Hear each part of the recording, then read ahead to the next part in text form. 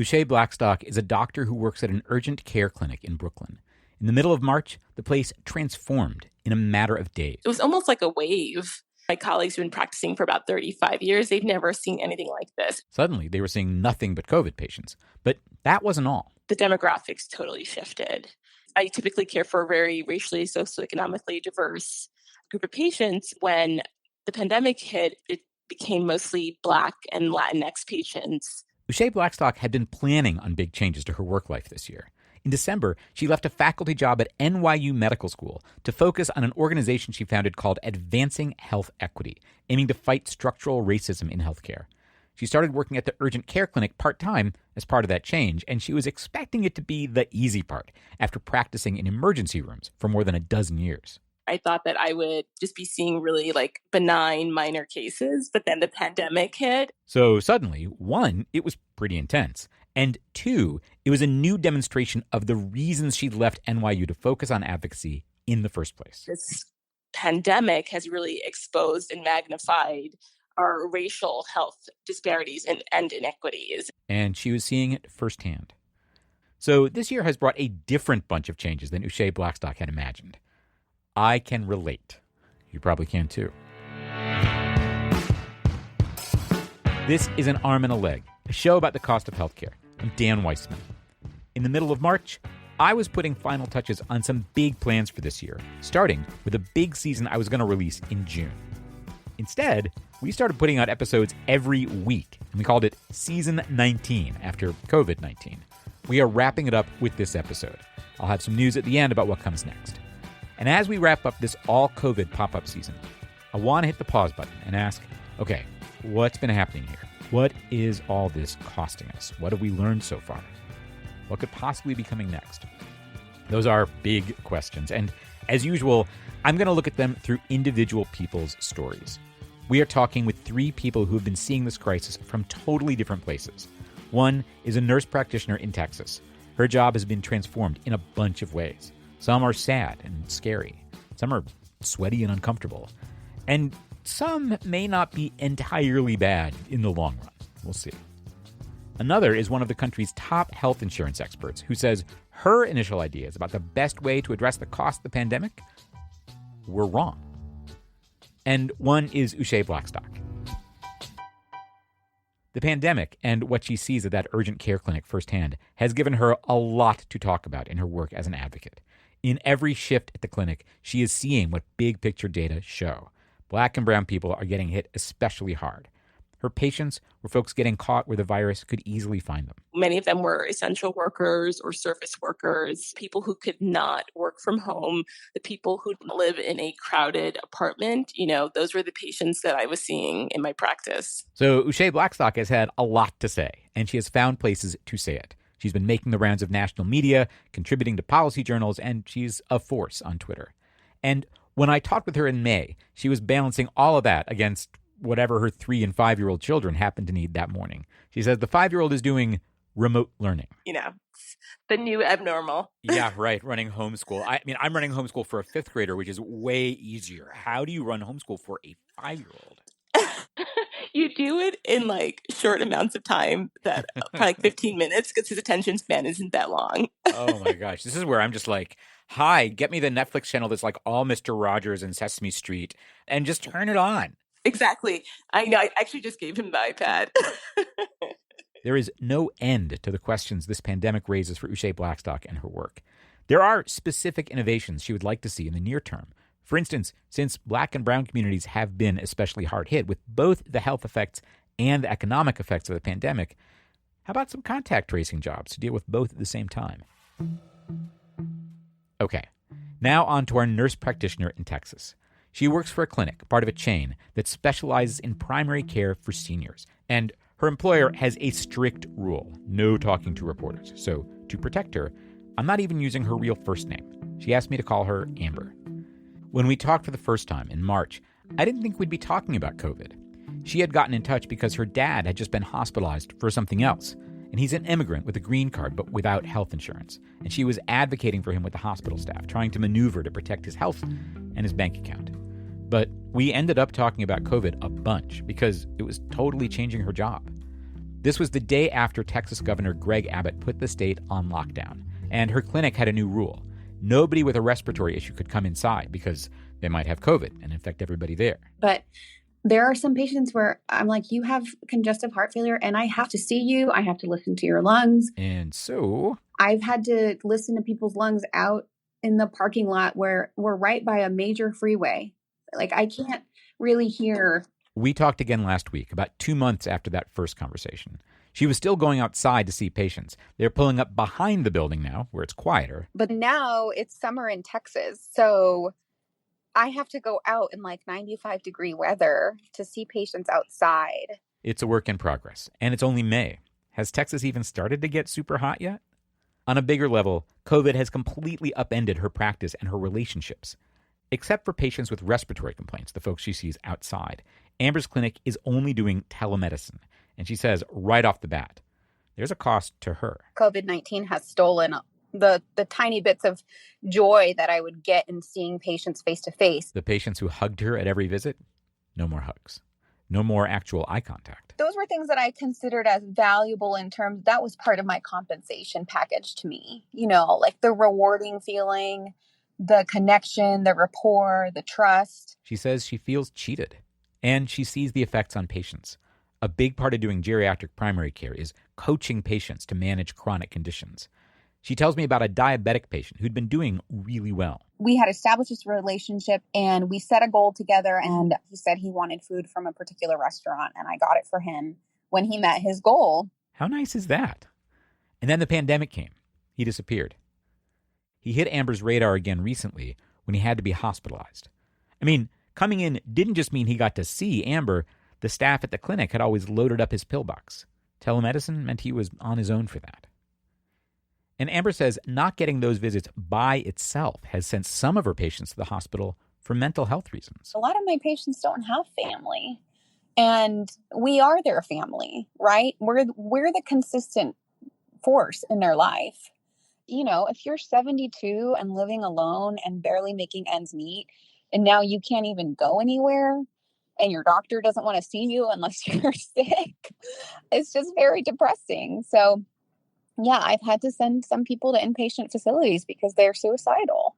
And even for folks who don't end up in real trouble, telemedicine has its own challenges for her patients. If you've ever tried to get seniors on a new app, register, create an account, confirm their account via email, and then figure out how to log in again, then you deserve a PhD. There have been some improvements, some smart workarounds.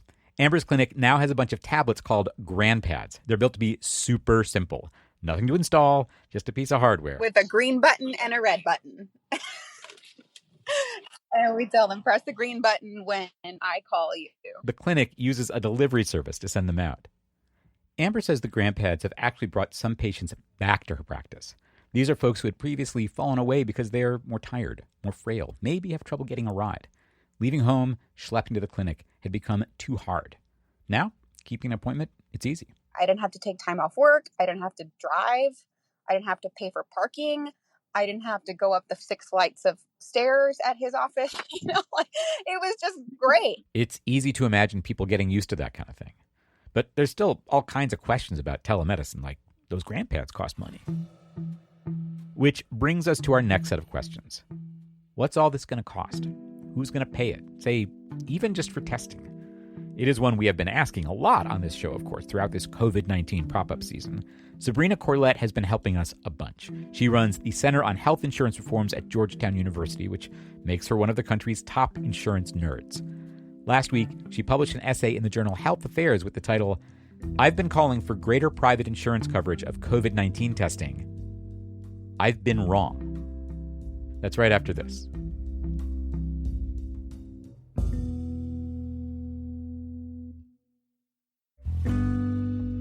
This episode of An Arm and a Leg is a co-production with Kaiser Health News. That's a nonprofit news service covering healthcare in America. Kaiser Health News is not affiliated with the big healthcare outfit Kaiser Permanente. We will have a little more information about Kaiser Health News at the end of this episode.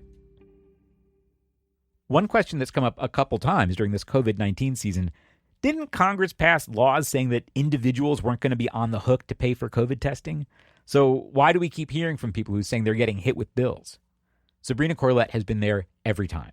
She runs a team of health insurance law experts at Georgetown University, and she has pointed us to the places where those laws Congress passed seem to have loopholes in them.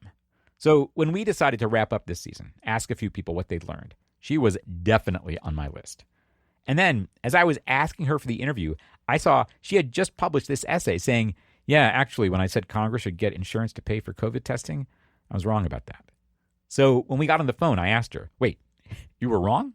How'd you come to that conclusion? Well, a couple of things. One is getting lots and lots of calls from journalists about people who were doing the best they could to get tested and running into these loopholes. Right. Calls from journalists like me. The laws Congress passed in March were supposed to say, if you get tested, insurance covers it, you're off the hook. You're not supposed to have to pay your deductible. It's just supposed to be covered. But turned out there were all sorts of tripwires. And Sabrina heard about so many of them. She was like, we're not going to be able to get Congress to just pass legislation that closes these because there'll be more. It's like playing whack-a-mole. And then there was this other thing. The way those laws were written created this other loophole that seems like it allows some testing labs to engage in some serious price gouging. The law says if a given lab didn't already have a deal with your insurer, if they were out of network, they could name their own price and the insurance company would have to pay it. And from what Sabrina was seeing, some labs were definitely taking advantage. For example, I just got a spreadsheet showing that some labs are charging as much as $6,000 for a single test. What? To run a single person's COVID-19 test? Yes. There's a lab that wants $6,000? Yeah. Wow. I mean, that was an outlier, but some of them are well over $1,000. That's crazy. Holy crap. Yeah. Wow. So wait, run this by me again. She does.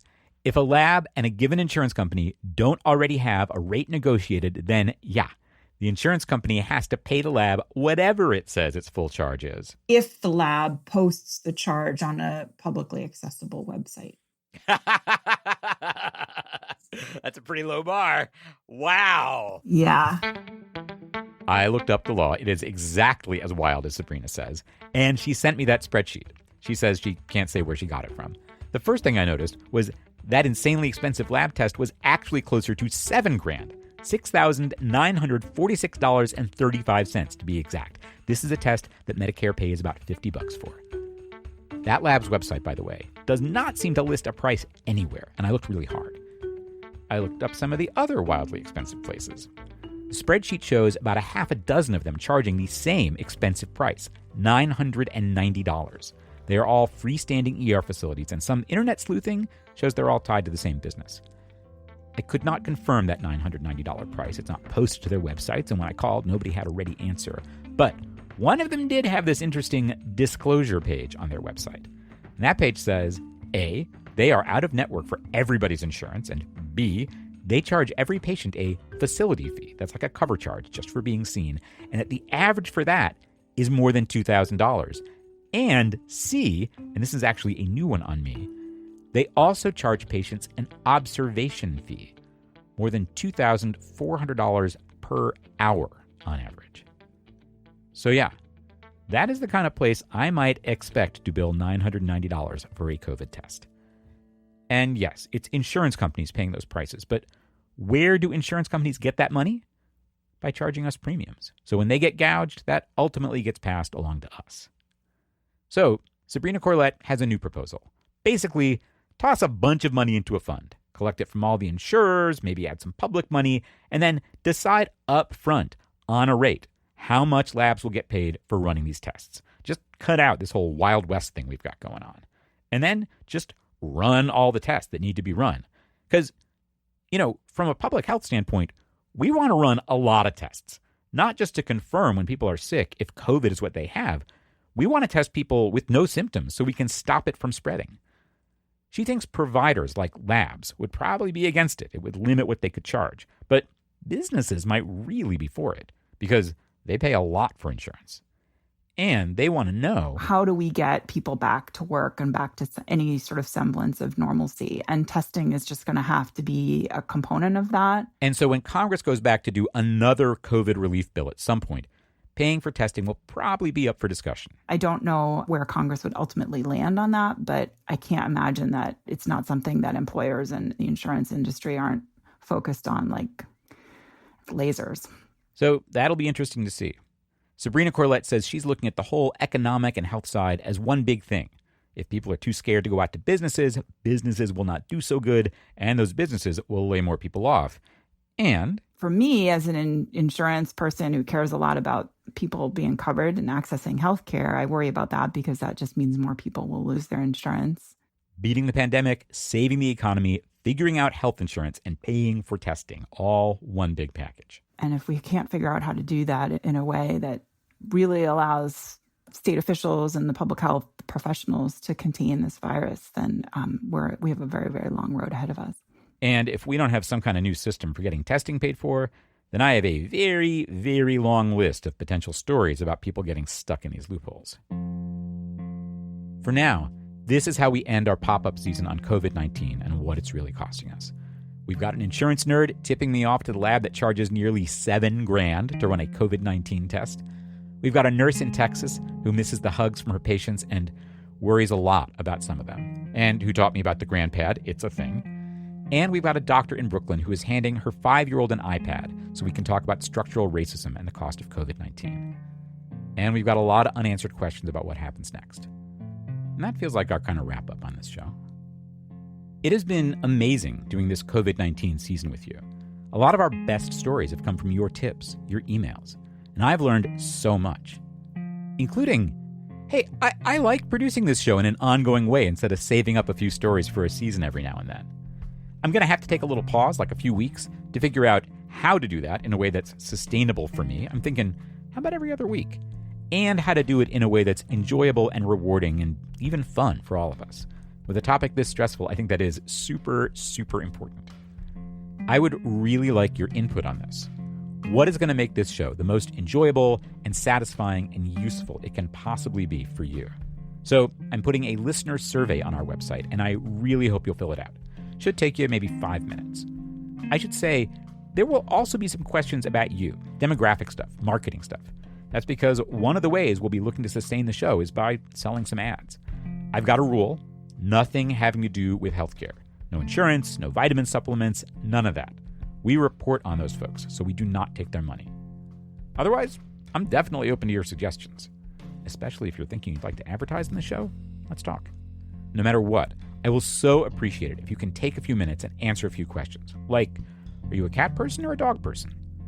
And when you get to the end, you'll get an invitation to sign up for our newsletter, which, I'm just going to say, is really, really good. Like this show, it aims to be entertaining, empowering, and useful. And it's a great way to keep up with what's coming next, like when exactly our next episode is coming out. At which point, we will start putting your advice to work. We will not stop reporting on COVID. I don't think it's going anywhere soon, which I am extremely unhappy about. But we will be coming back to some of our other big picture questions, like how exactly we protect ourselves from the outrageous costs of healthcare. You may remember our last season was about self-defense against those costs. We profiled a woman I called a medical bill ninja, and when the season was over, I was like, let's build a dojo. I had my eye on a few teachers for this summer season, and I've gotten back in touch with them. One is Lindsay Goldward. She writes about money and has a podcast called Spent, and she published a book in January that caught my eye in a big way. It's called Bow Down, Lessons from Dominatrixes on How to Get Everything That You Want. I was like, I think a dominatrix might be exactly the person whose secrets can help when I call about a medical bill. And we're going to put that to the test. When we talked, Lindsay was getting ready to call a hospital about an emergency room bill she'd gotten that seemed pretty out of hand. She was paying $750 for a Benadryl, a steroid pill, and a prescription. And she thought that merited a conversation. She would bring to that conversation a lot of what she learned from those dominatrixes. Oh, and Lindsay said she would record her side of that conversation for us. I'm not looking forward to this phone call. This is not something I want to do with my time. I would rather be, I'd rather be doing pretty much anything, to be honest. And that's what they're counting on. They're counting on me to just be like, ugh, fine, I'll just pay it and just life sucks. And that's how they get you. So I feel that in my heart as well. But I'm going to do it because if they knock off $200, that's going to be pretty cool. I can do it without being a jerk. I can do it in a kind, honest, and direct way. And that's my goal in life.